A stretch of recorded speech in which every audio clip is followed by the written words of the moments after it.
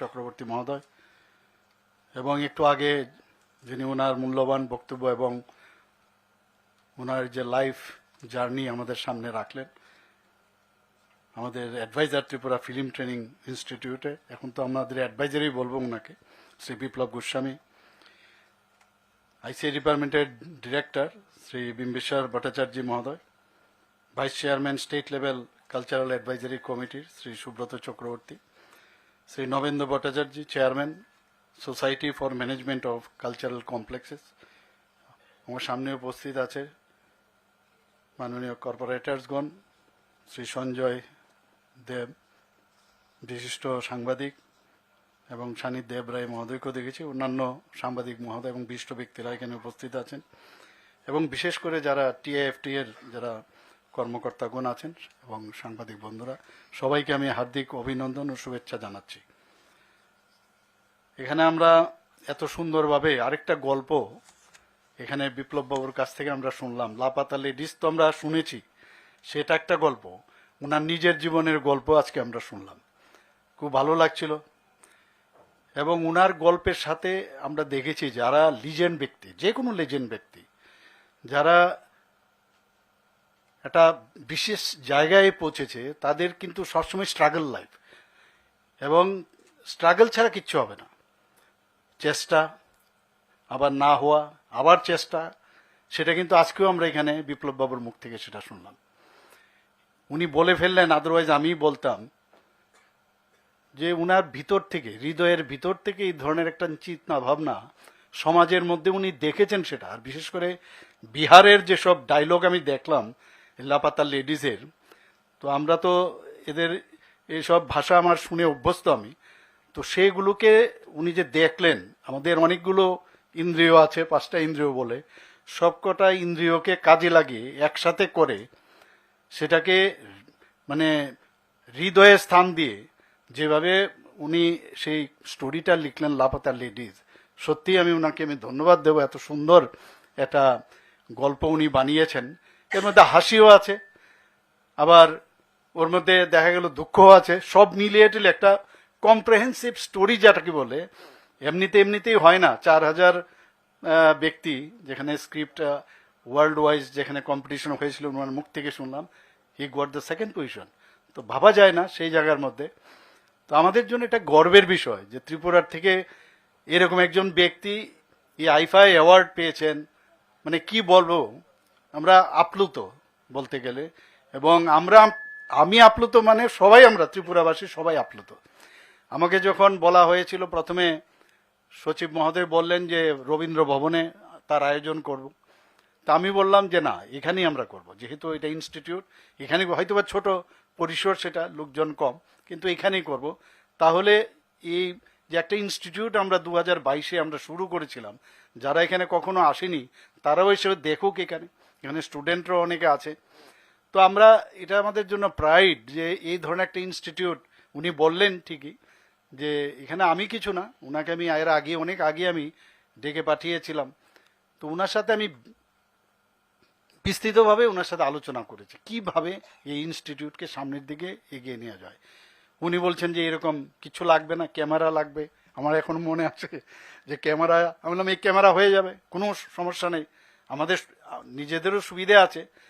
তো দেখলাম যে সাধারণত কি হয়, আমরা যখন কাউকে বলি কি লাগবে, বিরাট একটা বাজেট দিয়ে দেয়।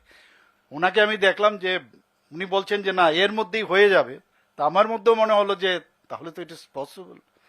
কাজেই ওইভাবেই কিন্তু আমরা চিন্তা ভাবনা, তা আমি বললাম আমাদের আইসিআই ডিপার্টমেন্টের সেক্রেটারি মহোদয়কে, যা যা লাগবে তাই দিতে হবে। জায়গাও একটা বড় জায়গায় আমরা মোটামুটি চিহ্নিত করেছি, সেখানে হবে। এবং ওনাকে আমি বলেছি একটা বড় জায়গা আগের থেকে নিতে হবে, এমন যেন না হয় জায়গাটা কম হচ্ছে, এটা যেন এক্সপান্ড করা যায়, এরকম একটা জায়গা। তো আই থিঙ্ক লক্ষ্মীবিল বামুটিয়ার ওখানে সেটা আমরা দেখেছি সেখানে, এবং সব কিছু ঠিকঠাক থাকলে সেখানে নিশ্চয়ই হবে। আমরা কেন অন্যান্য প্রদেশের থেকে আমরা কেন দূরে থাকি? আমরা আগে এই যে রূপালী পর্দার কথা শুনতাম, যে মাইকে যখন রিক্সার মধ্যে বসো, আজকে রূপালী পর্দায় ওই ফিল্মটা চলবে, তো রূপালী পর্দার খুঁজতাম আমরা গিয়ে গেছি সিনেমা হলের স্ক্রিনে। এখন তার রূপালীও নেই, এখন কি কি পর্দা আছে বোঝা যায় না। তো এত উন্নতি হয়েছে এখন, ডেভেলপ হয়েছে এখন, মানে যেখানে প্রযুক্তির কথা যদি আমরা বলি, তো সেই পর্দার মধ্যে আমরা কিন্তু একটা ইমোশন সবসময় থাকতো, একটা স্বপ্ন থাকতো, যে যারা এখানে অ্যাক্টিং করছে আমরা খালি তাদেরই দেখতাম, তাদের পেছনে স্ক্রিপ্ট রাইটারও থাকতে পারে আমাদের জানা ছিল না, এবং কেউ এডিটিং করবে সেটাও জানা ছিল না। দেখাতো অনেকগুলো, কিন্তু আমরা এইগুলো দেখতাম না, আসলে সিনেমাটা কখন স্টার্ট হবে সে জায়গায় দেখতাম। তো যে কোনো প্রোগ্রামে আলটিমেটলি মানে বিহাইন্ড দ্য স্ক্রিন কত লোক কাজ করে। আজকাল তো আমরা দেখি টিভিতে চ্যানেলে, এখন মুভির দৌলতে আমরা সব কিছু জানতে পারছি, কত ধরনের লোকের তাদের কাজের ফলে কিন্তু একটা ফিল্ম তৈরি হয়। তো আমরা চাই ত্রিপুরা তো এই ধরনের হোক, এবং যেটা বিপ্লববাবু বলেছেন যে উনি স্বপ্ন দেখছেন যে ত্রিপুরাতে নর্থ ইস্টার্ন জোনের মধ্যে আসামে বোধহয় খুব সম্ভব একটু উনারও স্টার্ট করেছেন, কিন্তু আমি যখন মুখ্যমন্ত্রীর সাথে কথা বলেছিলাম আসামের, তারাও কিন্তু সেইভাবে শুরু করেনি। উনি ঠিকই বলেছেন নর্থ ইস্টার্ন জোনের মধ্যে আমরাই কিন্তু প্রথম এই ধরনের 2022-এ, আমিও নিজে এসেছিলাম সেখানে। তো তার আমরা শুরুয়াত করি।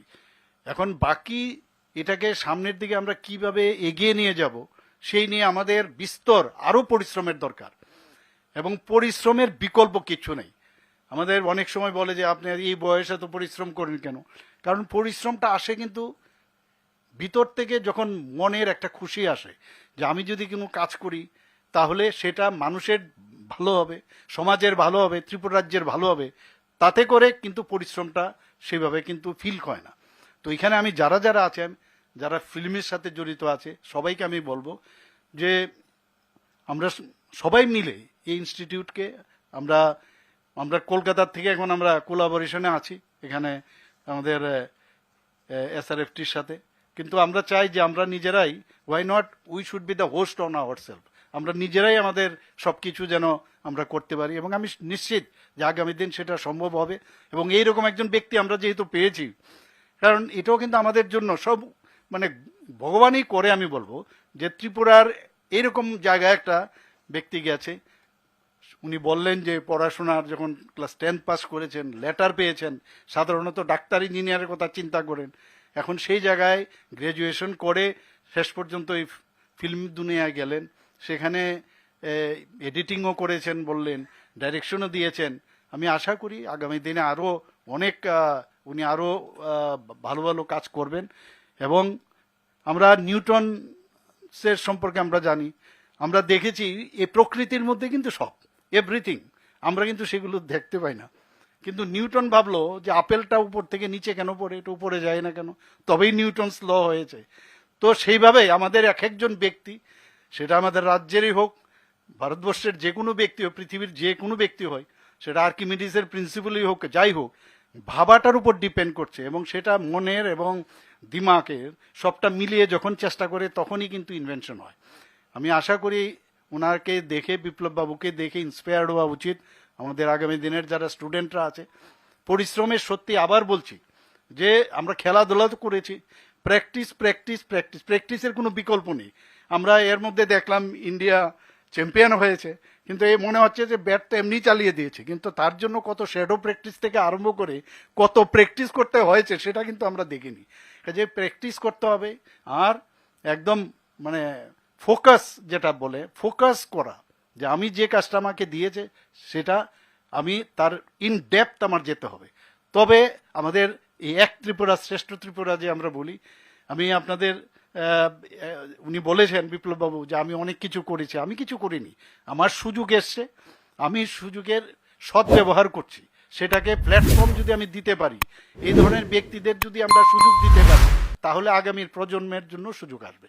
আজকেই আসার আগে এখানে একটা আমাদের মৌ হয়েছে ত্রিপুরাতে, আমার মনে আছে একবার কিছু ইলেকশনের সময়ে আমাদের মাননীয় গৃহমন্ত্রীজি এখানে এসেছিলেন, কথায় কথায় এখানে পোলো টাওয়ার্সের মধ্যে একটা রুমে কথা হচ্ছিল, উনি বলছিলেন যে ভালো একটা এখানে 5 স্টার হোটেল কেন হবে না। তো আমি বললাম হেল্প করুন আমাদেরকে, আমরা তো চাইছি এরকম। আমার সামনে উনি ফোন করলেন টাটা গ্রুপের চেয়ারম্যানকে, বলে ऐसा ऐसा है आप थोड़ा सा देखिए। এরপরে দেখুন কি অবস্থা, পেছনেই লেগে গেছেন ওই টাটা গ্রুপের।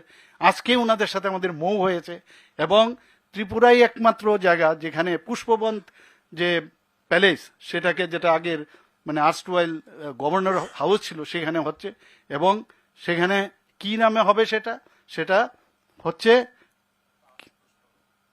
তাজ পুষ্পবন প্যালেস, এই নামে হচ্ছে এখানে। শুধু তাই নয়, সেখানে 100টা রুম হবে, এবং ত্রিপুরাই একমাত্র জায়গা যেখানে মানে এই যে মানে হেরিটেজ যে আপনার 5 স্টার হোটেল সারা ভারতবর্ষের মধ্যে 6টা আছে, এর মধ্যে ত্রিপুরাতে একমাত্র গভর্নমেন্টের সাথে ওদের মৌ হয়েছে।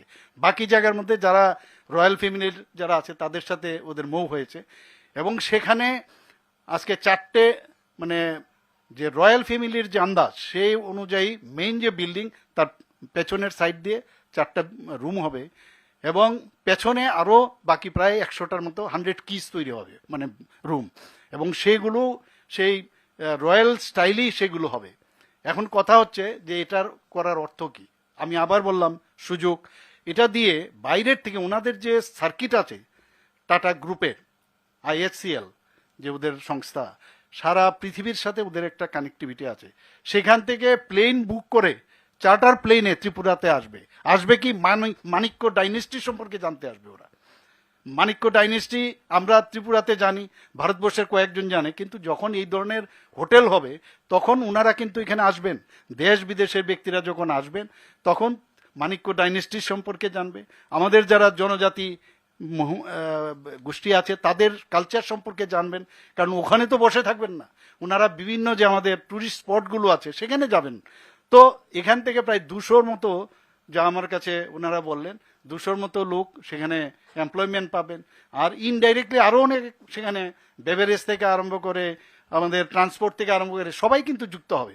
তো এই যে একটা সুযোগ আসলো সেটা কেন করব না, করলাম, আগামী দিন আরেকটা করব, তো একটার পর একটা করতে হবে, কারণ সময় আমি বারবার আমার কানের মধ্যে বাজে যে কি করে ক্লিক ক্লিক ক্লিক ক্লিক করছে, আপনি ঘড়ি কিন্তু প্রতি সেকেন্ড হয়ে যাচ্ছে এখানে।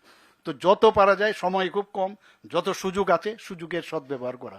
এর জন্য আমি বিপ্লব বাবুকে বলবো, আপনাকে কিন্তু আমি ইউজ করছি, আমরা ত্রিপুরার মানুষ, আপনাকে ইউজ করছি, and you belong to Tripura. সবচেয়ে বড় হচ্ছে আপনি আমাদের লোক, তা আপনি যেভাবে ত্রিপুরাকে ভালোবাসবেন, যেভাবে আপনার মনের যে চিন্তা ভাবনা সেগুলো আপনি দেখে এসছেন, কত সমস্যায় আপনি পড়েছেন, কলকাতার একটা মানে ত্রিপুরা ভবনের একটা ছোট রুমে ছিলেন 4 জন মিলে, একটা ছোট মানে রুমের মধ্যে কলকাতায় থাকতেন, বোম্বেতে গেছেন, কাউকে জানেন না, এগুলো একটা লাইফ, প্রতিটা মানুষের মধ্যে কিন্তু এই ধরনের লাইফ আছে।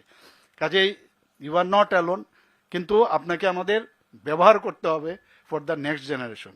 আমি আশা করি আপনার এই ধরনের যে কাজকর্ম আপনি করছেন সেটা দীর্ঘজীবী হোক, এবং আমি আই উইশ হিম মানে grand success in his life. Thank you very much. নমস্কার, জয় Hind. Thank you so much, sir, for sharing your words with us. Indeed, it is your visionary leadership that today Tripura is flourishing in many different fields, including art and culture. Thank you so much, sir, for being the strongest pillar we have ever